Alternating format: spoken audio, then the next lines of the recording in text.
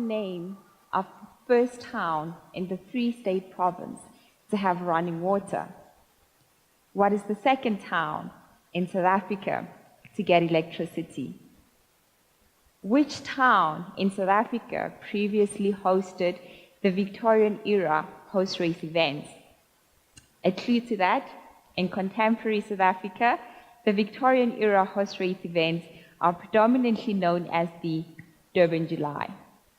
So to rephrase, which town in South Africa previously hosted the Durban July?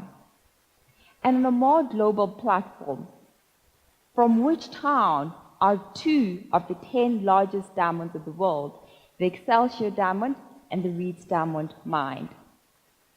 And which town introduced the world to the blue-white diamond, which later became the standard for quality diamonds across the world?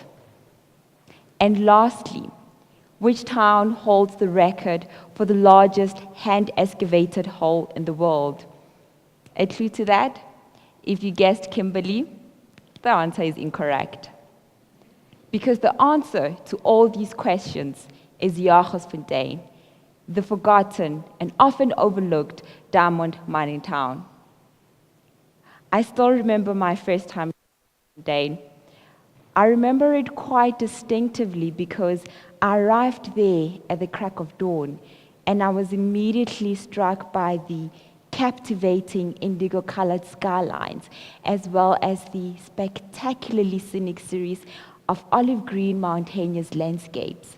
However, the closer I got, the more I realized that these spectacular mountainous landscapes are actually pernicious clusters of mine dumps, which have accumulated over the years.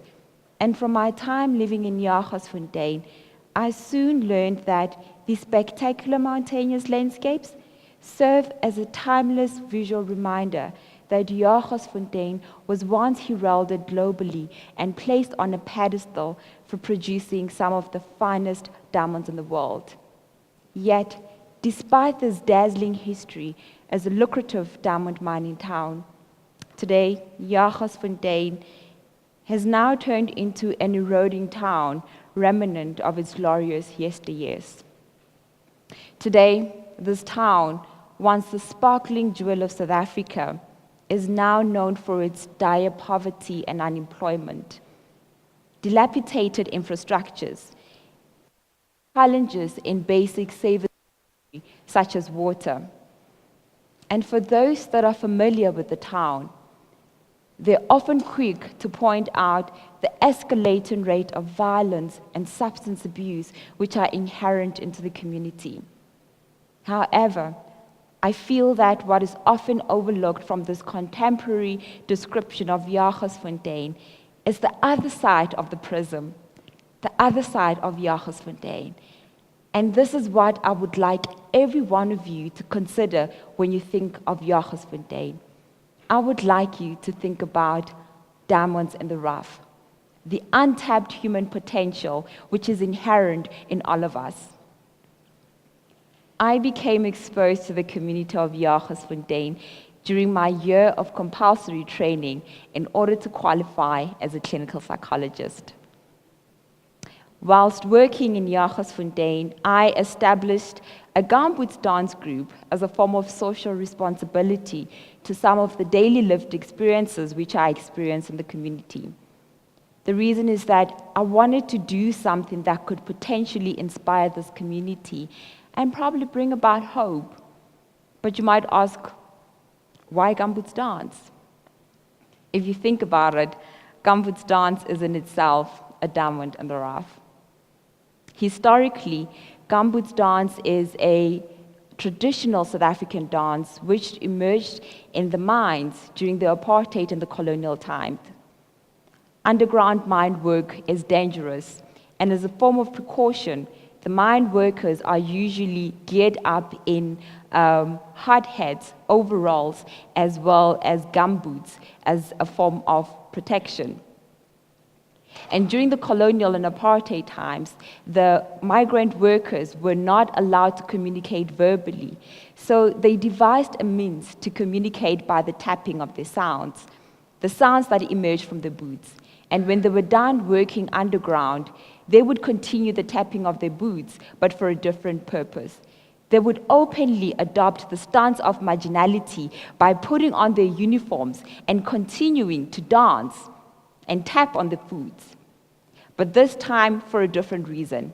They did that as a form of coping strategy, as a form of motivation to go back to the harsh working conditions the next day, and also as a form of entertainment. The result of this is an entertainment genre called gumboot dance. The reason that I decided to work with male youth in Jagersfontein also stems from that. However, I also feel that what is often overlooked from this narrative of this dance is that it provides a history of persistence. What is often overlooked from this dance is that it provides a history of the legacy of a developing young man. Because migrant mine labor, as well as gumboot dance, were done by men during those days. Now, in opening the dance school, I specifically chose to work with young men. The reason is that my concern was in the discourse of empowerment and motivation, young men are often overlooked. And in a context like South Africa that is riddled with violent rates of crime, and statistics reveal that the majority of the perpetrators are mostly young men of school-going age, I felt that I wanted to get into a space that deals with these potential perpetrators, if I can put it in that way. And as much as we feel that patriarchy oppresses women, I felt that what is often overlooked is the fact that patriarchy also oppresses men. The thing is, due to the culturally embedded norm that real men don't cry, men are often denied the opportunity to experience and express their own pain and humanness in an appropriate manner. And as a consequence, they ruminate their emotions and act them out through reactive actions, which are often detrimental to the well-being of themselves and the well-being of others. And in a context like Jagersfontein, I was fortunate enough to identify an alternative mode of expression amongst men which has survived across generations. As a mining town, some of the young men had learned the dance from their grandparents. And today, this dance form is now continued and maintained through the Diamonds and the Rough Dance School, because there are no recreational activities. Recreational centers, rather.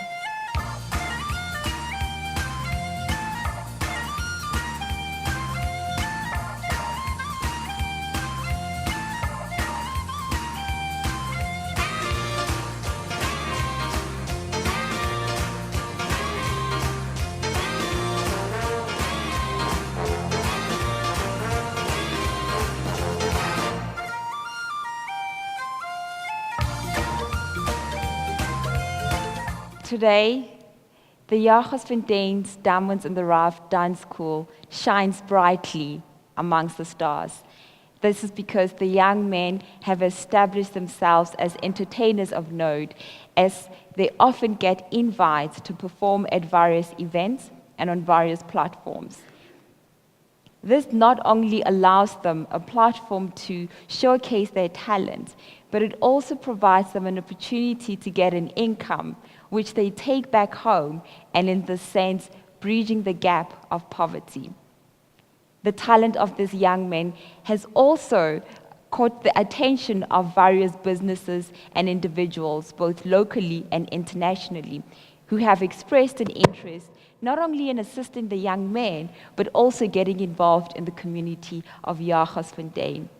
As a result, some of the young men from the group who have since completed the matric have received bursaries to continue their studies. What is amazing about this is that the young men are the first generation in their families and their extended families to get an opportunity to continue to further their studies. This in itself has broken an intergenerational cycle. And also, the young man has since served as a symbol of hope and of possibilities for their families and also for their peers in Jagersfontein. What I've also identified from working with the young men is that it has provided them with a sense of self-efficacy, the I can and I will attitude.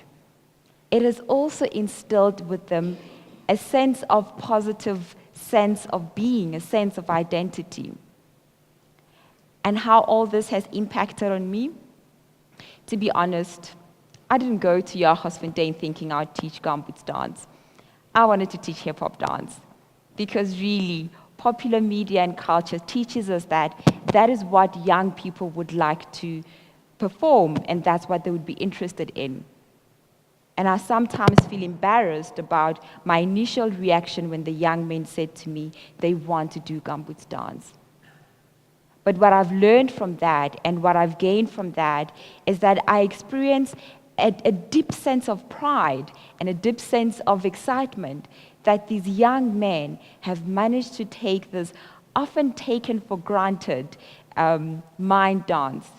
And these young men also come from an overlooked community, and they've since turned this into an entertainment that has allowed and afforded Jagersfontein to be celebrated once again. And to each one of us, I would like us to also consider within ourselves, what are we overlooking within ourselves, within our communities, and within other people? Let us take a moment to reflect on the untapped human potential, which is the diamonds in the rough that is inherent in all of us. I thank you.